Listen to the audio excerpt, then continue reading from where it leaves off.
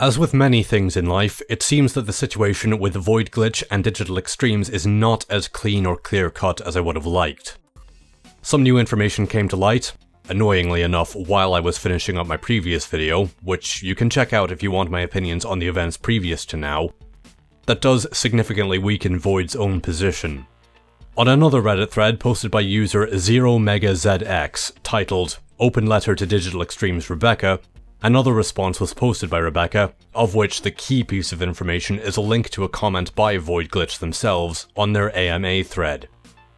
Within this comment, VoiD Glitch states, "And the Excalibur Umbra leak was not a bug or a glitch. It was done for testing purposes, but I will not openly explain the process for security reasons." This is a big problem for VoiD Glitch, as it seems to contradict a more recent statement he made in his interview with Squid the Cid, where he explains that he cannot explain how they were done due to not having his head wrapped around the entire process himself. Which, to me, carries some suggestion of not knowing how it could be done. Thinking about it some more, it could instead be that what he means is that he does not know specifically how the hackers did it, as they may have used methods other than the ones he used to access Excalibur Umbra himself for his own testing purposes.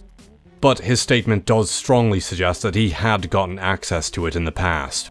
While I am still confident that he had no malicious intent and he wasn't responsible for the recent scandals, from the perspectives of those digital extremes, this could readily be interpreted as him indeed having breached their security in the past, even if he didn't disclose what he did to anyone.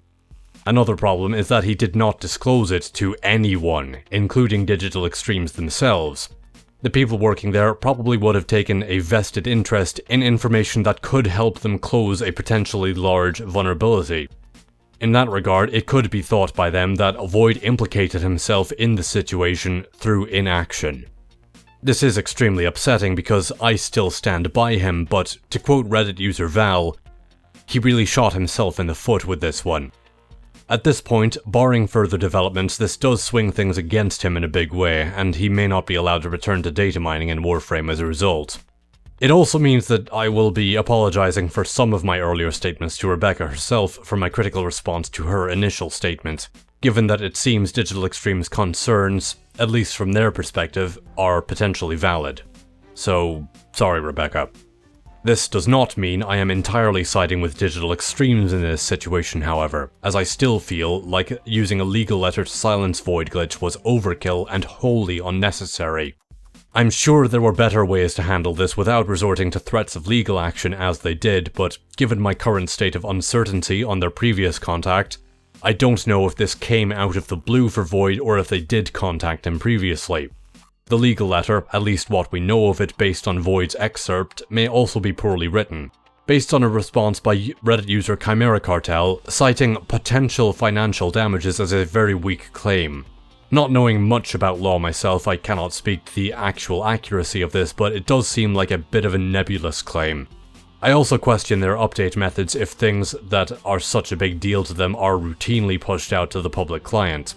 I would strongly suggest Digital Extremes utilize better versioning and revision control to avoid things like potential story spoilers that they seem to be so concerned about in the future.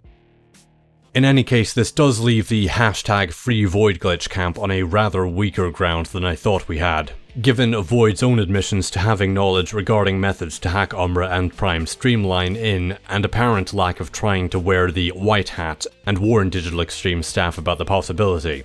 Which is extremely unfortunate for him and anyone that valued the information that he and his team revealed to us over the years. In hopefully better news, Rebecca posted a topic after events began to flare up on the Warframe forums, stating plans to reveal hard numbers from drop tables and other information automatically, similar to what the previous data mined information showed us. If this information is presented accurately in a timely manner, which hopefully it will if it is automated, then it would definitely be a step in the right direction, and I encourage this to be a thing. It probably should have been a thing a long time ago, but transparency is transparency, and perhaps some good will have come from this mess. However, I still would want to see people being able to independently verify the accuracy of those Digital Extremes published rates, which would necessitate allowing people to check the game file contents even if it may not be VoiD Glitch specifically. After all, we have had situations where mistakes led Chesakuros only to hatch from platinum purchased eggs. A situation that I can't imagine could even happen outside of incompetent programming centered around store-bought eggs and found eggs being separate classes, with different associated stats and variables which I can't see any valid reason for. And Octavia's neuroptics being in the wrong rotation drop tables. And if you're trying to farm for the Xiphos ship, good luck, because the parts drop rate is 0.5% and that has not yet been changed. So I definitely still have more than a few concerns.